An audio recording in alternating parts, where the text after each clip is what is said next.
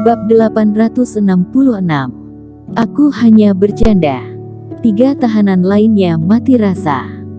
Bocah, dari mana kamu mendapatkan begitu banyak monster fase kesempurnaan? Tahanan berkepala banteng itu menyaksikan Erikin mengeluarkan 5 mayat monster lagi dan tidak bisa menahan diri bertanya. Dan melihat luka-lukanya, sepertinya mereka terbunuh pada saat yang bersamaan. Aku merasakan gempa besar tempo hari. Sepertinya terjadi gelombang monster, kata napi lainnya. Mungkinkah bocah ini pergi berburu monster saat gelombang monster? Semuanya mati rasa. Menyaksikan Erikin mengeluarkan puluhan mayat monster fase kesempurnaan secara berturut-turut, dan seolah-olah belum mencapai batasnya, tetua hitam benar-benar yakin. Jangan panggang lagi, aku kenyang. Dia tidak bisa menahan diri untuk tidak bersendawa. Giliran aku tidak suka makan. Kamu pijat punggungku. Selama aku suka, maka kamu akan lulus. Tahanan berkepala banteng langsung berkata, seolah tidak sabar.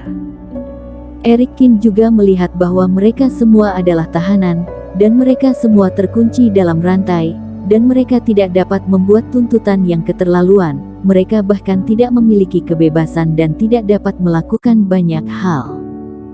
Setelah memikirkannya, Erikin melambaikan tangannya dan mengeluarkan boneka manusia secara langsung.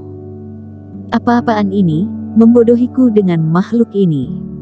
Monster kepala kerbau tiba-tiba menjadi tidak senang, melotot dan berkata, boneka ayam pedas ini lemah, tahu. Senior bisa mencobanya dulu. Erikin tidak membantah, dan tersenyum. Begitu dia mengulurkan tangannya, boneka itu berjalan dan menghantam punggung monster kepala kerbau dengan pukulan.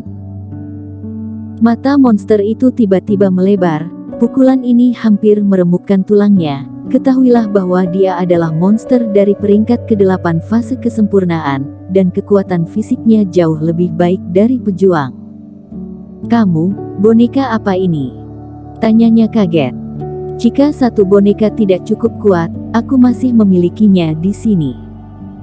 Erikin melambaikan tangannya, dan segera 3 boneka muncul di sel, satu persatu bersinar dengan cahaya dingin.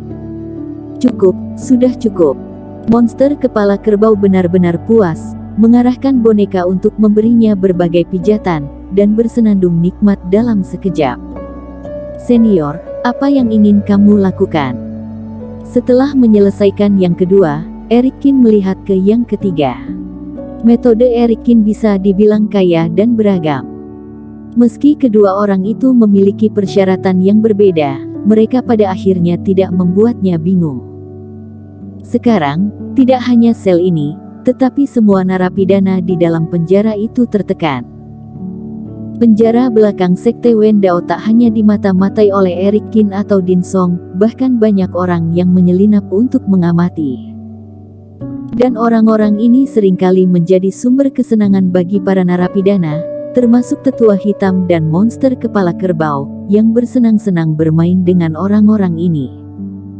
Melihat orang-orang ini akhirnya menjadi marah, pergi tanpa daya, semua orang sangat bahagia. Tapi tidak menyangka kali ini mereka menendang lempengan besi. Erikin dengan begitu tenang memuaskan semua hal yang mereka atur. Senior, aku telah melakukan semua yang kalian ingin aku lakukan. Sekarang bisa mengatakannya. Erikin menatap tetua hitam lagi. Baiklah. Tetua hitam sedikit tidak yakin, dia memutar matanya, berencana membuat nengat lagi. Erikin mencibir, pikirannya berubah. Api biru samar tiba-tiba muncul, melayang di depannya, memancarkan udara berbahaya. Aku telah memenuhi keinginan para senior, tetapi jika kamu ingin membodohi aku, jangan salahkan aku karena bersikap tidak sopan. Di bawah cahaya biru, Erikin menyapu keempatnya dengan ekspresi dingin.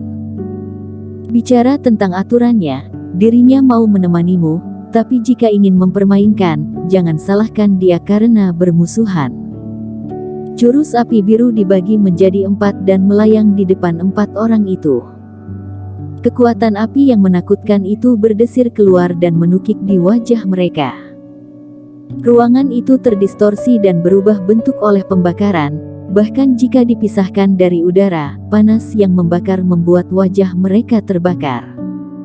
Senior, aku tahu kamu tidak takut mati, dan mungkin juga beranggapan aku tidak berani membunuh kalian. Setelah nyala api, wajah Eric Kin terpantul kebiruan, dan dia berkata dengan lirih, tapi aku jamin, nyala api ini cukup untuk menyiksamu, dan kalian sudah melihat teknik formasiku. Aku bisa memastikan biarpun seseorang meminta bantuan, tidak ada yang akan mendengar. Ketika aku memperlakukan teman-teman aku secara alami akan menanggapi setiap permintaan, tetapi jika seseorang menipu aku dan mempermainkanku, aku juga akan memberitahu mereka apa akhirnya. Mendengar ini, wajah beberapa orang berubah. Bahaya yang terkandung dalam kata-kata Eric Kin cukup lugas, dan mereka belum pernah melihat spiritual api yang begitu berbahaya. Beberapa orang merasakan bulu di tubuh mereka berdiri, begitu api turun, mereka akan langsung tertelan oleh api, dan itu benar-benar tidak nyaman. Tetua hitam, kamu jangan bodoh. Aku kesini belakangan. Kalau kamu tahu sesuatu maka beritahu dia. Monster kepala kerbau tak bisa menahan berteriak dengan keringat di dahinya. Betul, karena permintaan kita sudah dipenuhi bocah ini, kamu bisa memberitahunya. Dua lainnya juga mengangguk dengan panik. Mereka benar-benar berencana untuk memainkan Eric Kin, tetapi mereka sedikit takut ketika melihat api. Apa yang kalian bercanda? Bocah ini sangat tidak normal, apa aku berani bermain dengannya? Tetua hitam tersenyum masam dan melihat ke arah Eric Kin dan berkata, singkirkan api neraka ini, terlihat menakutkan. Biar ku bilang oke. Senior, aku juga bercanda. Eric Kin juga tersenyum dan melambaikan tangannya untuk menyingkirkan api neraka. Tapi melihat sikap Eric Kin yang mengubah wajah, mereka berempat mengutuk, aneh jika percaya kamu. Pemuda berjubah putih pergi ke sel pintu bercat merah terdalam itu. Tetua hitam menunjuk ke sebuah sel di kejauhan dan berkata, tapi aku ingin mengingatkan kamu bahwa dia tidak seperti kita. Dia memiliki karakter yang aneh. Lebih baik kamu perhatikan. Terima kasih para senior. Eric Kin mengerutkan kening dan melihat ke kejauhan. Pintu bercat merah itu kedap udara dan diisolasi dari luar, seolah-olah merupakan wilayah tersendiri. Tampaknya orang yang menunjukkan nasib Din Song diurus secara khusus oleh Sekte Wendao. Eric Kin melangkah maju dan segera sampai ke gerbang ini. Gelombang formasi kembali melonjak, formasi pertahanan di depan gapura itu bukan satu, melainkan tiga. Tapi Eric Kin tidak terburu-buru, dan perlahan-lahan menggunakan cara untuk menghancurkan formasi untuk menghancurkan ketiga formasi. Apa yang ada di balik pintu? Pikiran Eric Kin muncul, menarik pintu bercat merah, dan masuk ke dalamnya. Tetua hitam, apakah bocah kali ini menyenangkan? Setelah Eric Kin pergi, para tahanan di sel lain melihat dengan rasa ingin tahu. Tepat sebelum Eric Kin memasuki sel, dia mendesak formasi untuk memblokir mereka, sehingga mereka semua diisolasi dan tidak melihat apa-apa. Menyenangkan. Kentut. Tetua hitam duduk di tanah, dahinya berkeringat. Bajingan kecil ini mengerikan, yang lainnya baik-baik saja. Dari mana asalnya api neraka itu? Ikuti aturan lama, hapus ingatan yang seharusnya tidak ada di pikiran kita. Kurasa bocah ini bukan berniat kecil. Cepat atau lambat, kita akan mendapat masalah. Jangan libatkan kita saat itu. Ini wajar, kalau tidak jika ditemukan oleh Sekte Wendao, tidak akan ada kesenangan.